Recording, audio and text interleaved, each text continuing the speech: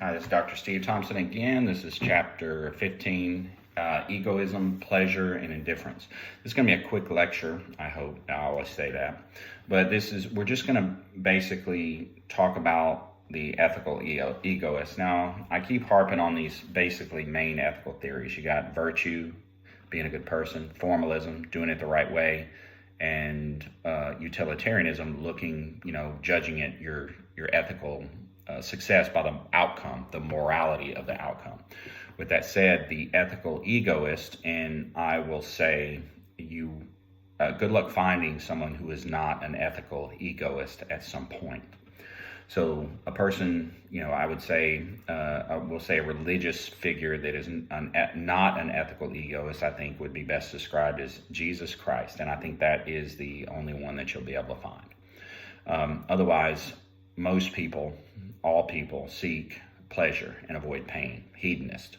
So we all are at some level an ethical egoist. What would make our lives better? And what makes us happy? For instance, the Bill and Melinda Gates, used to be or sometimes are the richest people in the world.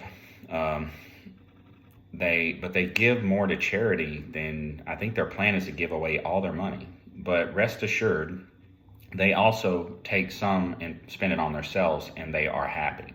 I was driving through Hawaii on a tour, and we were driving through a very nice neighborhood, and they would say, well, there up on the hill, there's Oprah Winfrey's house, who also gives a lot to charity. Good human being, but she's obviously taking care of herself with that house in Hawaii.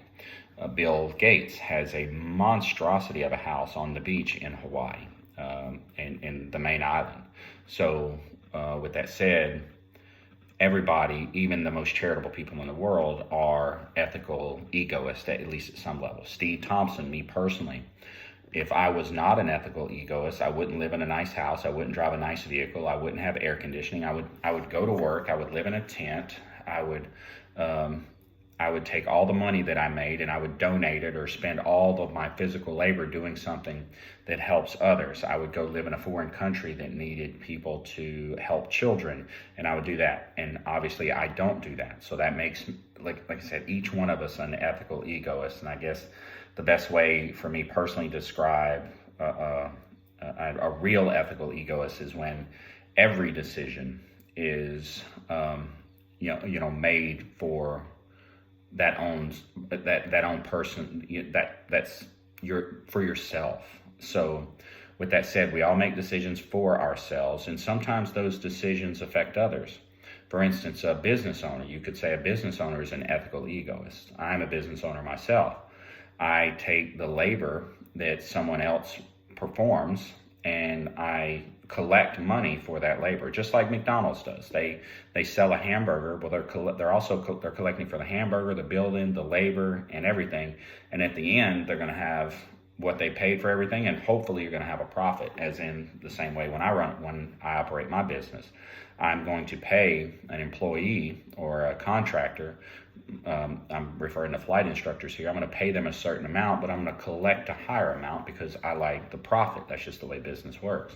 So ethical egoists, McDonald's, everybody, you go to work for your employer, you get paid, you don't go straight to the homeless shelter in your town and give them all the money and then you starve, or you just eat what you can barely afford to get by. You have a nice dinner, you go to a movie, you live in a nice home, you want a nice car, you want a nice life, you want to be comfortable, you want to take vacations. So anyway, all of us are ethical egoists, but some people will say take it to a level that is unacceptable by our current societal standards, we'll say. This is February 19th, 2023. I'll throw another example of two leaders in law enforcement in the state of Louisiana. Colonel Mike Edmondson makes every single decision when he was leader of the state police that I saw no decisions that were not designed to help him personally in some way, to help him gain political power, to help him protect himself, to enrich himself, to give him to give him pleasure. And it didn't matter what it did to the people that he was paid to protect. It didn't matter what he did to the troopers that he was there to lead. Again, I've given several examples in prior lectures. That's what it was. I'm going to jump on the other side of that coin. Calcasieu Parish Sheriff has had the same sheriff. His name is Tony Mancuso for many years. Sheriff Mancuso, and I've met with him numerous times, only professionally, but I would be doing something like helping flood victims, or I was, in a lot of the charitable work that I did, and we would cross paths because he was doing it too. Also, I would see the decisions that he was making, and his heart was always in the right place. And these are his words, not mine. He's not perfect. He didn't always make the best decisions, but this is his words. When he went home at the end of the day, he slept well. He didn't lose sleep over the decisions he made because he could stand by every one of them, even if it was the wrong decision.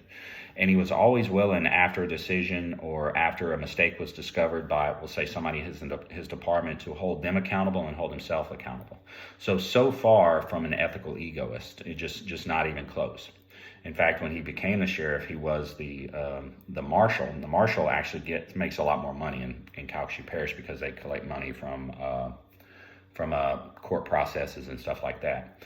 With that said, two different sides of the coin, but he was a great leader. And I bring him up because recently he announced his retirement coming up. He's going to be stepping down or not running for re-election again. So he will be sorely missed in Calcasieu Parish, because I think the last time they voted, he got 92% of the vote, which is ridiculously high. It's like, there's just, the people in this parish love him. And again, he'll be missed. So ethical egoists, they're bad, but we got to admit that we are all at some level an ethical egoist. So I'll see you again in chapter 16.